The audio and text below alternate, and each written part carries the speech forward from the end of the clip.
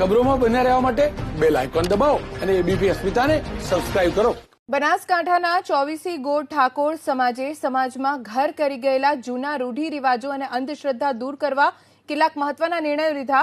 મૃત્યુ અને લગ્ન પ્રસંગે કેટલીક વિધિઓને તિલાંજલિ આપી સમાજ તરફથી નવા નિયમો બનાવવામાં આવ્યા।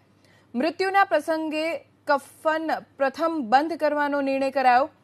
બેસણા પ્રથા બંધ કરી સવામણ જુવાર ચબૂતરે નાખવાનો અને લોકચારામાં માત્ર કઢી ખીચડી કરવાનો નિર્ણય લેવાયો। લગ્ન પ્રસંગે ડીજે વગાડવું હશે તો પહેલા સમાજને 2100 રૂપિયાનું દાન આપવું પડશે। લગ્નમાં ઓઢામણા અને વાસણ પ્રથા બંધ કરી ફક્ત રોકડમાં જ વ્યવહાર કરવાનો રહેશે। કોઈ વ્યક્તિ વ્યસન કરી પરિવારને હેરાન કરે તો 5000 રૂપિયાનો દંડ વસૂલાશે।